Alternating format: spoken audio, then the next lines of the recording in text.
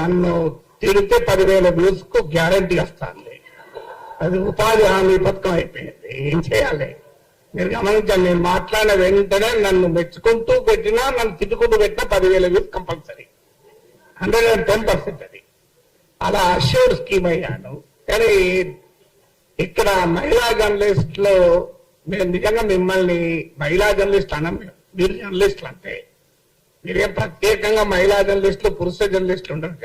Journalism అయితే మా మీద దాడిని భరించగలుగుతాం, మీ మీద దాడిని మేమే భరించలేము. అందులో మీరు భరించి ఇంత ధైర్యంగా మాట్లాడుతున్నారంటే మొదటి విజయం మనం సాధించినట్లే. ఎందుకని వాడు ట్రోలింగ్ చేస్తున్నాడు?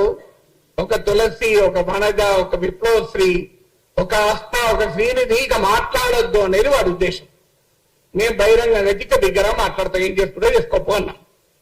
సో ఇది మొదటి విజయం. ఇప్పుడు మనం చర్చించాల్సింది what is to be done. ఏం చేయాలంటే ఇంకా బిగ్గరగా మాట్లాడాలి. ఇది మొదటిది. ఎంత బిగ్గరగా మాట్లాడాలి? వాడు నిలబడేలా మాట్లాడాలి. ఎంతకాలం మాట్లాడుతుంటా ట్రోలింగ్ చేస్తాడు, ఎప్పుడో సార్ ఓపిక నశిస్తాడు కదా.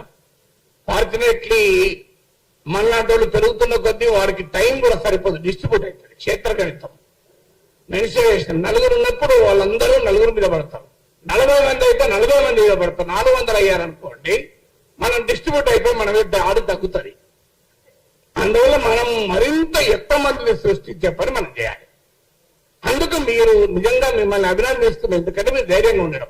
డిఆర్ మన్కేకర్ అనే గొప్ప సంపాదకుడు నో మై సన్ నెవర్ అని జర్నలిజంలోకి వచ్చే కొడుకును ఉద్దేశించి ఆ రోజుల్లో బుక్ రాశాడు. కానీ ఆ రోజుల్లో జర్నలిస్టుల స్థితిగతుల గురించి ఆలోచించి రాశాడు, ఈ ట్రోలింగ్ కాదు. సో ఈ రోజు ట్రోలింగ్ చూసి కూడా నో మై డాటర్ నెవర్ అనే దశ వచ్చింది. ఎస్ మై సిస్టర్ ఆల్వేస్ అని చెప్పాలి. అలా మనము వందలాది మంది జర్నలిస్టులను తయారు చేయడం వల్ల ట్రోలింగ్ ను ఆపడం కాదు, ట్రోలింగ్ విల్ బికమ్ కాస్ట్లీ. ఎందుకంటే మనం 500 మంది ట్రోల్ చేయాలని వాడు ఎక్కువ మంది పెట్టుకోవాలి. దీన్నే ఇప్పుడు అసిమెట్రిక్ వార్ఫేర్ అంటారు. ఇరాన్ వాడు సాధించింది అదే కదా. They have to impose cost on them. వాడి ఖర్చు పెరగాలి, వాడి పని పెరగాలి, అప్పుడు వాడు ఎక్కడో కానీ ఆగుతాడు. సో అందువల్ల మనం ఎక్కువ మంది జర్నలిస్టులను సృష్టించడం రెండవ పని కావాలి. మూడవ పని ఏంటంటే దీనికి క్విక్ ఫిక్స్ సొల్యూషన్స్ లేవు ఫ్రెండ్స్. నా రిక్వెస్ట్ ఏంటంటే ఇక్కడ ఉన్న చాలా మంది పెద్దలు ఉన్నారు, రామచంద్రమూర్తి గారు, శ్రీనివాస్ గారు, నారాయణ గారు, మీరు ఒక ఇనిషియేటివ్ తీసుకోవాలని నా విజ్ఞప్తి. మీరు ప్రతి రాజకీయ పార్టీ అగ్రనాయకుని 2 తెలుగు రాష్ట్రాల నాయకుల దగ్గరికి వెళ్ళి మా మీద నాగేశ్వరం మీద జరిగే ట్రోల్స్ గురించి మాట్లాడకండి, అది ఈజీగా డిఫెండ్ చేసుకుంటారు. ఇక్కడ మహిళా జర్నలిస్టుల మీద జరిగే ట్రోలింగ్ గురించి మాట్లాడండి, వాడు డిఫెండ్ చేసుకోలేరు. It just not possible. ఇప్పుడు ఇక్కడ వాళ్ళ మీద జరిగిన దాడిని వాడు సభ్య సమాజం ఎవడు డిఫెండ్ చేసుకోలేడు. సో అందువల్ల నాగేశ్వరం మీద జరిగే దాడి గురించి అసలే మాట్లాడకండి, వాడు డిఫెండ్ చేసుకుంటాడు. సో అందువల్ల మహిళా జర్నలిస్టుల పైన దాడిని ఇలాంటి పోస్టర్లు తీసుకెళ్లి చూపెట్టి ఇది మీ వాళ్ళు చేస్తున్నారు, ఇలా నేను కొన్ని తీసుకెళ్లి పంపించాను. అప్పుడు వాళ్ళు ఏమన్నారంటే సార్ మా పార్టీ వాళ్ళు కాదు, మా పార్టీ మీద వ్యతిరేకత రావడానికి మా ప్రత్యర్థులే మీతో ఇలా ఎలాక్ట్ చేస్తున్నామని చెప్పారు. అది కూడా జరుగుతుంది వాస్తవం, కొంత లేదని కాదు, అదో 10% ఉంటుంది. సో అందువల్ల అన్ని రాజకీయ పార్టీలు, 2 తెలుగు రాష్ట్రాల్లో ఉన్న రాజకీయ పార్టీల నాయకులు, తెలంగాణ వాళ్ళు, ఆంధ్రప్రదేశ్ నాయకులు కూడా హైదరాబాద్ లో ఉంటారు వీకెండ్ కనుక కలవడం కూడా సులభమే. అందరినీ కలిసి ఇంకో ఉమెన్ జర్నలిస్టుల పైన ఇలా ట్రోల్ చేస్తున్నారు. ఇది శాంపుల్ మాత్రమే, మీరేమంటారు అని అడగాలి. ఇది మొదటిగా మనము చేయాల్సిన మొదటి పని. ఇది అన్ని పార్టీలు తరతమ తేడాలు లేకుండా అన్ని రాజకీయ పార్టీలను కలవాలి. ఆ తర్వాత ఏం చేయాలి? 4వ సొల్యూషన్, ఇలాంటి ఒక రౌండ్ టేబుల్ పెట్టి అన్ని పార్టీల నాయకులను పిలిచి వాళ్ళ ముందర చర్చ పెట్టాలి. సో వాళ్ళు ఎంత లోపల ఈ పని చేయించినా బయట వచ్చి సమర్థించుకోరు, ఇంపాసిబుల్. ఇంకా మన సమాజం అంతా అనాగరికంగా కాలే, ఇంకో 10 ఏళ్ళు పడుతుంది. ఇలాంటి వ్యవస్థ ఇట్లే కొనసాగుతూ 10 ఏళ్ల తర్వాత బహిరంగ కూడా సమర్థించుకుంటారు. మీరు కనుక రాజకీయ పార్టీల ప్రతినిధులను పిలిచి కూర్చుండబెట్టి ఇందులో ఇప్పుడు కొంతమంది కేస్ స్టడీ చెప్పారు, అస్నా, విప్లవశ్రీ, వీళ్ళ కేస్ స్టడీస్ ముందు పెట్టాలి. మీరు ఏమంటారు చెప్పండి. So what will you do? మీరు ఆన్సర్ చెప్పండి అని చెప్పి ఆ రాజకీయ పార్టీలను పబ్లిక్ గా నిలదీయాలి. ఎందుకంటే ఇది ట్రోలింగ్ అనేది రెండు అనేక లేయర్స్ లో జరుగుతుంది. ఒక అతిపెద్ద లేయర్ పొలిటికల్ పార్టీల ట్రోల్ ఫ్యాక్టరీనే. దాన్ని మనం ఈజీగా ఎదుర్కోవచ్చు. వాడు వాళ్ళకి పోయే కాలం దాపురించింది కనుకనే మహిళలతో పెట్టుకున్నారు. పురుషులతో పెట్టుకుంటే వాడు ఎక్కువ విజయం సస్టైన్ చేయగలడు, మహిళలతో పెట్టుకుంటే సస్టైన్ చేయలేడు. ఎందుకంటే ఇప్పటికీ మన సమాజంలో ఎక్కడో ఒక చోట మహిళను అనాలి అంటే, ఉమెన్ అనాలంటే మొహమాటం అడ్డం వస్తుంది. బహిరంగంగా అనాలి. అనానిమస్ గా ఉన్నప్పుడు ఏమన్నా మాట్లాడతాడు, వాడు ప్యాట్రియార్కీ అంటే అప్పుడే బయటపడుతుంది. కానీ పబ్లిక్ గా ఉన్నప్పుడు బయటపడాలంటే కష్టపడతాయి. ప్రైవేట్ గా ఉన్నప్పుడు వాడి ప్యాట్రియార్కీ బయటపడుతుంది, వాడి కుల పిచ్చి బయటపడుతుంది, అన్ని బయటపడుతుంది. కానీ పబ్లిక్ గా ఉన్నప్పుడు అవన్నీ దాచుకొని నటిస్తాడు కనుక ఆ నట సార్వభౌములుగా అవతారం ఎత్తిన సమయంలో వాళ్ళు నిలదీయాలి. మీరు ఏం చెప్తారు చెప్పండి, ఇదో ఇలా ట్రోల్ చేస్తున్నారు. అది నెక్స్ట్. తర్వాత లీగల్ బ్యాటిల్ నాకు పెద్దగా నమ్మకం లేదు. ఎందుకంటే నేను 2023లో కేసు పెట్టాను. ఇప్పటికీ కేసు ఏమీ కాలేదు. నా సమయం వృధా అవుతాను. అందువల్ల ఆ కేసుల వల్ల ఏమీ ప్రయోజనం లేదు. నేను పోతే ఏమన్నారు కదా, ముఖ్యమంత్రి పైన ట్రోలింగ్ ఉండదు సార్, మిమ్మల్ని ఏం చెప్తాను. సో అందువల్ల ఐ హావ్ నో బిలీఫ్. చెయ్యొద్దని అంటలేడు, కానీ ఐ హావ్ నో బిలీఫ్. ఇంకోటి చెప్తాను. ఈ మధ్య నా గురించి 2 టీవీ ఛానల్ పెద్ద డిబేట్లు పెట్టి, సో ఆన్లైన్ లో సోషల్ మీడియాలో ఎంత బూతులు తిరుగుతారో టీవీలో బూతులు తిట్టారు. ఇంకా దాన్ని 2 టీవీ ఛానళ్లు, ఒక టీవీ ఛానల్లో యాంకర్ ఆపాడు, ఇంకో టీవీ ఛానల్ యాంకర్ ప్రోత్సహించాడు. ఆ టీవీ ఛానల్ యజమానికి నేను ఫోన్ చేసింది. ఎందుకంటే ఈ మధ్య నా మీద 20 నిమిషాలు మాట్లాడాడు. 20 నిమిషాలు ఆయన పాపులర్ కామెంటరీలో నా గురించే మాట్లాడాడు, దేశంలో ఏ సమస్య లేనట్టు.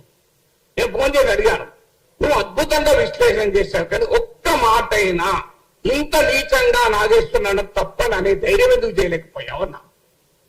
పోనీ నీవు కేసులు పెట్టినందుకు రైట్ అని చెప్పుకునే ధైర్యం ఎందుకు చేయలేకపోయావు చెప్పండి అన్నా. తప్ప నువ్వు అన్నందుకు ధైర్యం చేయాలి, పోనీ రైట్ అన్నందుకు ధైర్యం చేయాలి, నాకు అభ్యంతరం లేదు. అంటే ఆ కేసులతో ఏమవుతుంది, నా మీద కూడా ట్రోలింగ్ జరుగుతుంది అంటాడు. సో అందువల్ల దయచేసి ఇక్కడ ఉన్న జర్నలిజం పెద్దలకు నా విజ్ఞప్తి ఏంటంటే, ఇది ఆన్లైన్ మీడియా కాదు, మెయిన్ స్ట్రీమ్ మీడియాలో కూడా అతి నీచంగా నా పైన 1 hour డిబేట్ పెట్టి చర్చించారు. ఓకే, నీ ఇమాజిన్ మెయిన్ స్ట్రీమ్ డిబేట్ లో నీచాతురీతగా వ్యక్తిగతంగా మాట్లాడారు, కానీ దాన్ని ప్రోత్సహించినారు ఆ టీవీ ఛానల్స్. సో ఈ దూరం నాతో మొదలైంది. మీరు చూడండి, భవిష్యత్తులో ఈ టీవీ ఛానళ్లు కూడా ఆ ట్రోల్ ఆర్మీల ఎక్స్టెన్షన్లే. మనందరికీ తెలుసు ఈ ట్రోల్ ఆర్మీలను ఏ రాజకీయ పార్టీలు పోషిస్తున్నాయో ఆ టీవీ ఛానళ్లను కూడా అవే రాజకీయ పార్టీలు పోషిస్తుంది. ఇందులో అనుమానం లేదు. అందువల్ల వాళ్ళు కూడా అదే పని చేస్తున్నారు. అందువల్ల వారి యాజమాన్యాలపైన కూడా ఒత్తిడి తేవాలి. డిబేట్ పెట్టండి, ఎవరన్నా మేమన్న మాటలు ఖండిస్తున్నది ఇది ఎంతన్నో డిబేట్ పెట్టండి. కానీ మీకు ఎవరిచ్చారు అధికారం నీచంగా వ్యక్తిగతంగా మాట్లాడటానికి? కనీసం ఆ డీసెన్సీ అన్న టీవీ ఛానల్ పాటించాలి కదా, అట్లీస్ట్ మెయిన్ స్ట్రీమ్ మీడియా అన్న పాటించాలి కదా. పోనీ ఆన్లైన్ అంటే అనానిమస్, వాడు ఎవరో తెలియదు, కానీ టీవీ ఛానల్ తెలుసు కదా మనకు. వాళ్ళు నాతో కూడా డిబేట్లు పెట్టిన యాంకర్లే కదా. మళ్ళీ విచిత్రం ఏంటంటే, మరి ఎలా మాట్లాడాలి? వాళ్ళు రాజకీయ పార్టీ అధికార ప్రతినిధులను పిలిపించి ఆ అధికార ప్రతినిధుల చేత నీచంగా తిట్టిస్తున్నారే. ఈ టీవీ ఛానల్ కన్నా సిగ్గుండాలి కదా.